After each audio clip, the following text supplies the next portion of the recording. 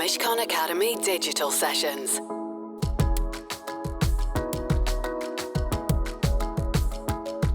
Welcome everyone, and thank you for joining us. I'm Susan Freeman. I'm a real estate partner at Mishcon Academy, and we're delighted to be hosting this stellar panel as part of our Shaping Cities series. Before I hand over to our moderator, Property Week editor Liz Hamson, this Shaping Cities debate is focused on sustainable solutions for our cities. And we know that the real estate and construction industries are responsible for some 40% of carbon emissions. And the question is, what can we do as a sector to turn the tide on climate change? There was concern that COVID would distract from the climate emergency, but all the indications are that many see COVID as a wake-up call and an opportunity to transform our way of life and act in a more environmentally conscious way. So we have a fantastic panel today. And as part of the session, we're also going to hear from 3 entrepreneurial businesses. We have UK-based data company QualisFlow, from the Netherlands Ran Marine Technology with their intriguing waste shark drone, and German company Volt Storage on their energy storage solution. So all 3 offer novel and very different tech solutions that can help to deliver real change within our industry. So now I'm going to hand over to our moderator, Liz Hamson, to introduce our excellent panel. So over to you, Liz. Thanks very much, Susan, and thanks everybody for joining us. So joining us today on the panel are Amanda Levete, who's a RIBA Stirling Prize winning architect and the founder and principal of the London-based architectural practice ALA. And joining us from Paris is Professor Carlos Moreno, an associate professor at the Sorbonne in Paris and the special envoy for smart cities to the mayor of Paris. From the US, we've got Brent and Wallace, the co-founder and managing partner of venture capital firm Fifth Wall, which earlier this year launched a sustainability venture fund. And last but no means least, we've got André Gibbs, a partner at Argent and a joint lead on Argent Related development of Brent Cross Town in North London. The interesting, I think, starting point here is where we are now in terms of the COVID-19 pandemic and its impact on the sustainability agenda. What impact do we think it has had to date? Has it been what we expected and worse than expected, better than expected? Can I put this question first, please, to Amanda? I think that what it's done actually is made sure that sustainability is seen as an essential agenda. I think that there is a realization now that everything and everyone is interconnected and we all have to take responsibility, whether it's political, personal, institutional, to make a difference. And I think the other thing that the pandemic has done is brought into sharp focus the power of nature and the need to bring nature closer in our cities. It's healthy, it provides solace, it provides joy, it speaks of a different rhythm of life, and it's what we need right now. It's such a complex, all-embracing issue. It is not just about CO2, it's about social sustainability as much as anything else. And Brendan, can I bring you in here at this point? What's your sort of take on this? I mean, you're seeing it from a slightly more international perspective. The pandemic and the climate crisis are both inherently gigantic collective action problems. Mm-hmm. And we've seen that at national scale, at subnational scale. And if you don't have cities, the private sector and governments all working together, you simply can't affect a change. The timescales are obviously very different between the pace of a pandemic and its consequences and climate change, right? The climate change is happening over decades. The pandemic happened over the course of weeks and months. The point you made that real estate, I think Susan made, that real estate is the single biggest contributor of CO2 emissions, more than any other industry by orders of magnitude. That is really non-intuitive to most people. And so I guess the optimistic lens would say the pandemic has thrust real estate and its responsibility around big public issues into a spotlight it didn't previously inhabit. Yeah, I think that's an interesting point. I mean, it isn't going to be intuitive to people, but it's that sort of juxtaposition, isn't it, of the sustainability agenda and the public health agenda, and the sort of physical manifestation of that is the space that you use and the real estate that you use. For those who aren't aware, Professor Moreno is widely credited as the architect of the 15-minute city, and it's a concept that nobody had heard of last year, and now a lot of people are talking about. In the city of Paris, we wanted to fight against this double crisis, the crisis of climate change and the crisis of COVID-19. We wanted to propose this new paradigm based on the proximity for developing the activities in cities for, on the one hand, preserve the emission of CO2 in order to reduce, in particular, the most important contributor, in this case in Paris, the mobility by individual cars in particular, and we wanted to reduce the time for commuting people from home, to work, and at the same time to reduce the physical distances for preserve people of the COVID-19 crisis. This is the concept of the city of 15 minutes. Where do you see technology taking the agenda in the next 10 years? I think in the last 4 years in the US, we've had probably the most regressive federal administration around a sustainability agenda. And that's probably going to inflect in January to the single most progressive agenda the US has ever encountered from a private sector perspective. So I think the US real estate industry is about to be caught pretty flat-footed in how it is going to react to the United States re-entering the Paris Agreement, carbon neutrality laws likely enacted in the majority of major American cities over the next 5 years. And most likely what that will translate to is literally trillions of dollars of spend from the real estate industry on climate tech. Here's the shocking thing though. We analyzed how much the US private sector, real estate private sector, has spent on climate tech, investments into operating companies and R&D. Yeah. And over the last decade, it totals under $100 million. So just to put that in perspective, you're going to have to go from under $100 million to trillions of dollars. So it's going to be probably the single most important thing that the US and I think global real estate industry will ever have to react to. The area in which we have to think of technology in its wider sense is any future construction is actually how do you build that without emitting carbon. In terms of the development side, the real estate business is in dealing with embodied carbon. And I think a lot of that will be about manufacturing. A lot of it will be about timber technologies. A lot of it will be about things like hydrogen steel. How do you use renewable energy in making materials that we're using? And how do we, use renewables in terms of our freight transport and moving things around? Do we need to repurpose big city buildings?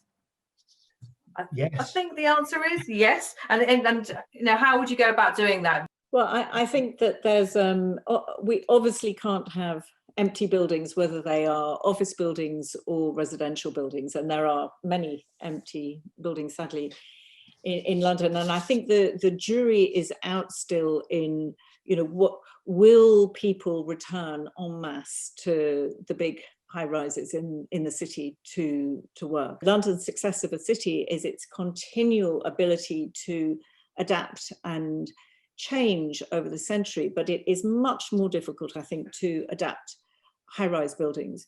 So is it acceptable, for example, to keep the basements of high-rise, to keep the circulation cores, but to strip off all of the external cladding and repurpose them, in terms of their function, so that it becomes a mixed use building rather than just a predominantly office building, for example.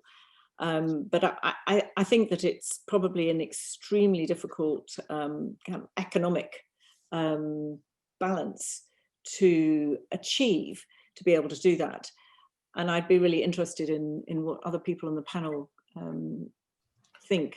Today, this is the new opportunity for decentralizing the mass concentration in the corporate towers in order to develop a new ecological and labor responsibility for localizing with the algorithms the possibility for imagining the decentralized enterprise, for proposing new places similar to the co-working, but dedicated for the corporate companies. What lessons can we learn from what you've done at King's Cross? I mean, is there some element of a blueprint of a more sustainable future that's offered up by that, or from Brent Cross Town? What it is about cities that people like is and attracts them, people to them, is the one thing that we've been deprived of for the past 9 months, which is actually being together with people and physically seeing them. You know, you have to balance that with the stresses of getting to and from it, and the idea of a 15-minute city as a concept is really, you know, it sums up quite neatly a lot of things that we've been thinking of in terms of our mixed-use developments. So I want to bring in Brendan for a second here.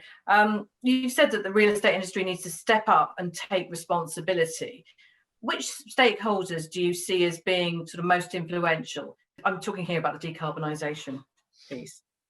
Yeah, I think, you know, the real estate industry is actually being held accountable right now, I would say, by 3 major stakeholders. The first are local and federal regulators. The highest government office in the United States is going to be holding the real estate industry accountable for its carbon emissions in a way that it never has over the next 4 years. Local authorities already have done the same thing. The second is capital markets. Large capital allocators, buyers of REIT equity, buyers of real estate debt, insurance companies have basically made it such that you have preferred borrowing costs and preferred costs of capital if you have lower carbon footprint real estate. And then thirdly is tenants. So, it's actually happening from the demand side. So I think the real estate industry is going to be faced with this kind of shocking reality of, if you don't have low or no carbon footprint real estate, you're going to be fined into oblivion at a federal and local level because of carbon neutrality laws and carbon taxes, because no one's going to buy your debt or equity. It's going to be basically become uninvestable to operate as a real estate company. And thirdly, you're not going to have demand for your space. Okay, it's time now to switch to 3 entrepreneurs who are focused very much on the solution side of things.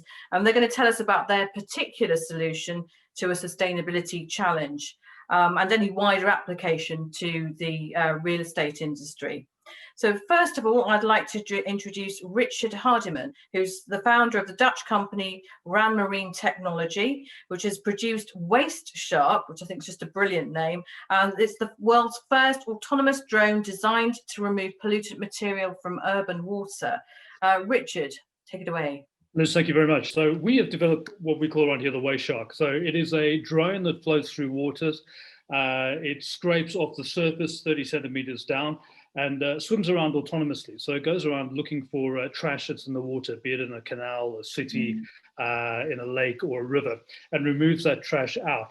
So as our autonomous drones swim around, we can gather data such as the pH level, the depth of the water, the temperature, the nitrate levels that are in there, and anything else that might be worrying a smart city. Our drones are all around the world at the moment. We use them in ports, we use them in marinas, and we use them in cities like where we are right now in Rotterdam, which are based on water. And how many pollutants can you actually remove? We've just developed an oil shark, so we're very much into trying to remove hydrocarbons now from ports and from marinas. Typically, in an average day, we would remove plastic, bio-waste, and now oil as well. But anything that's in the water, we can take out, including its data. But let's bring Brittany in here now. So Brittany Harris is the co-founder and CEO of Wallace Flow, which is a UK-based data-driven tech company that enables construction projects to manage environmental risk. Yeah, hi guys, thanks so much for having me. So it's really interesting hearing what you've all been talking about. And I think one thing that I think gets missed out, and I think André, you kind of touched on it, and Amanda as well, is that there is actually the opportunity to cut your embodied carbon of your development by about 10% without having to use different materials or without having to use a different transport infrastructure. And it's actually in the way that we manage materials and waste. So you've talked a lot about the context of the urban environment has a massive impact, but I think a statistic that gets lost sometimes is that about 13% of all materials that come to a site go direct to waste without actually being used. That's because they've been misordered, they've been damaged, there's all kinds of things that go on. And the industry, as you know, is actually being asked to fix this, and the pension funds are pushing this down to our developers, or Amazon is pushing it down to the real estate, and then the real estate are pushing that onto contractors. And the construction industry is kind of panicking. So we have a big problem that the way that we currently do this on site relies on a lot of very intensive manual data capture, which results in a lot of information going missing, and just basically no one really knows what's going on site. So people like Amanda spend lots of time doing these beautiful designs, and then you hit ground on construction and no one knows what's happened. So we're addressing that with Qflow. So what Qflow does is it automates the real-time data capture on construction sites. It audits it in real time. So if you've had the wrong material delivered, it will tell you. And then it also takes all that information and it analyzes it to identify opportunities to basically eliminate waste, eliminate carbon, and save money. Thanks very much, Brittany. And then finally, we've got Felix Kiefel, who's the co-founder and CPO of Volt Storage, a German startup that develops and produces solar energy storage systems for private homes. There's still a challenge we are facing, as even though solar panels are set up on private homes, for example, you can imagine that the sun, of course, is not always shining, and especially in the private sector, most of the electricity, in fact, is consumed at night when there's no electricity from your solar panels available.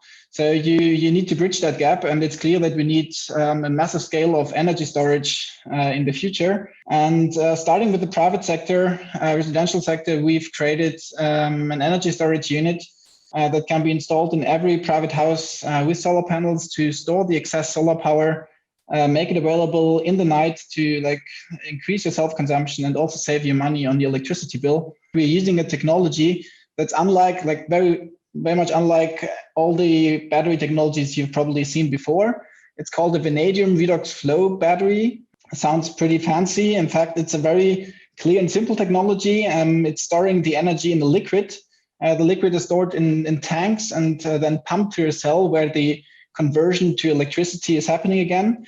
And you can imagine that it's a technology for stationary applications that can be scaled pretty easily to much larger applications than just residential buildings by just using larger tanks, high amounts of fluids, and you can really go for high capacities to increase the amount of renewable energies integrated into the power grid. The whole system is fully recyclable, and it's going to be super important that this becomes more of a focus in the future when we need large amounts of energy storage and to capture renewable energies. It's not flammable, so it's a perfect product you want to put in your private basement.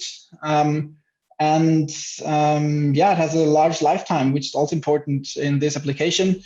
You can charge and discharge it almost unlimited times without losing capacity. Thanks very much for those three presentations. I thought they were really interesting. Thanks ever so much, everybody, for your time. I thought it was a really fascinating discussion. The Mishcon Academy Digital Sessions. To access advice for businesses that is regularly updated, please visit mishcon.com.